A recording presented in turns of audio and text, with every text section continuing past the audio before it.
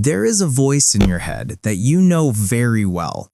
It visits you on Saturday mornings when you are lying in bed, staring at the ceiling, knowing you should get up and go to the gym, but you just don't.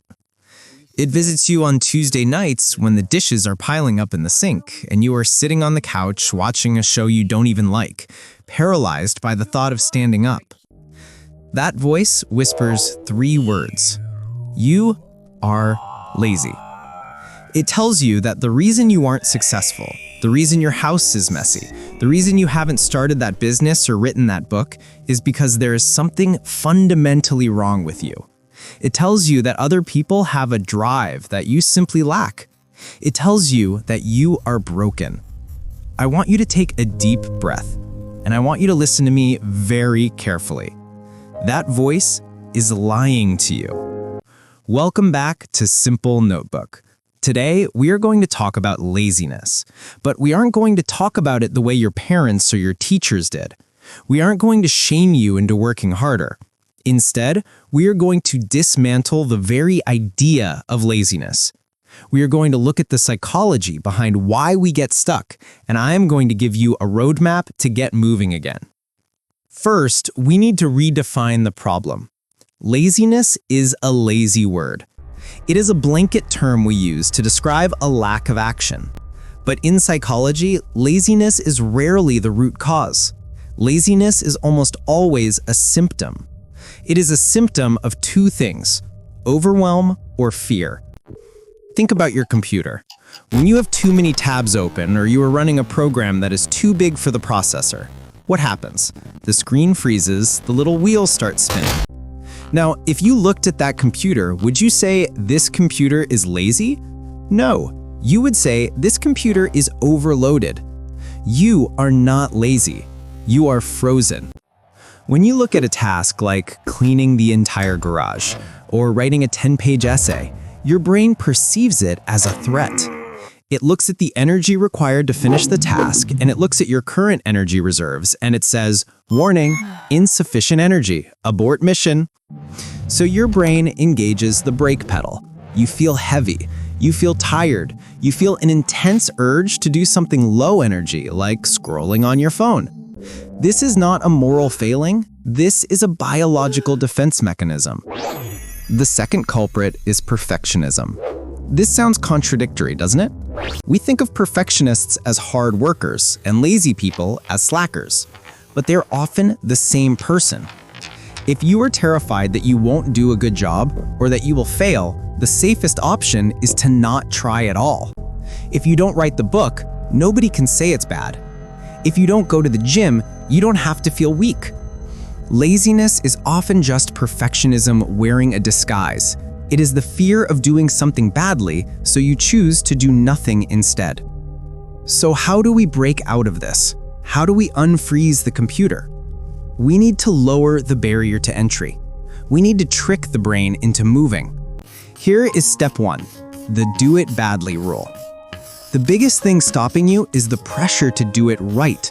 So I want you to give yourself permission to do it badly. If you need to write an essay, don't try to write a good essay. Tell yourself, I am going to write the worst paragraph in history. If you need to go for a run, tell yourself, I am going to do the slowest, ugliest jog around the block. If you need to clean the kitchen, tell yourself, I'm just going to put the plates in the sink. I won't even wash them. When you give yourself permission to do a bad job, you remove the fear. You lower the stakes. And once you start, even if you start badly, Newton's law takes over. Objects in motion stay in motion. It is infinitely easier to fix a bad page of writing than to write on a blank page. Step 2, the 2-minute friction hack. We often look at the mountain and get scared. We see clean the house as one giant, terrifying task. You need to slice the mountain down into pebbles. If you can't bring yourself to work out for an hour, can you put on your socks? Just the socks. If you can't bring yourself to read a book, can you read 1 sentence? You have to make the first step so incredibly easy that your brain cannot say no to it. It sounds ridiculous to say, my goal today is to put on 1 sock. But if that is the only way to get the momentum started, then that is the most important step you will take. Step 3. Manage your dopamine. We have to talk about the phone again. One of the main reasons we feel lazy today is that we have fried our dopamine receptors. Dopamine is the molecule of motivation. It is what makes you want to do things. But if you spend your morning scrolling through TikTok, playing video games, or eating high sugar foods, you are flooding your brain with cheap dopamine. You are getting the reward without the effort. After you have spent 2 hours on your phone, doing actual work feels painful. Why would your brain want to write a report for a slow reward when it can get instant rewards from Instagram? If you want to stop being lazy, you have to starve the distractions. Try to do the hard thing before you do the fun thing. Do the work before you open the app.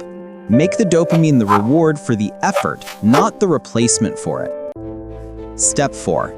The identity shift. This is the deepest level. You have to stop calling yourself lazy. Labels are powerful. If you walk around telling your friends, I'm just the lazy person, or I'm a procrastinator, your brain will work very hard to make that true. You are reinforcing that identity every time you say it. You need to change the narrative. Instead of saying, I am lazy, say, I am having a low energy moment, but I am capable of taking one small step. You are not your patterns. You are not your past. Just because you wasted yesterday does not mean you have to waste today. Let's look at the reality of motivation. Most people are waiting for motivation to strike.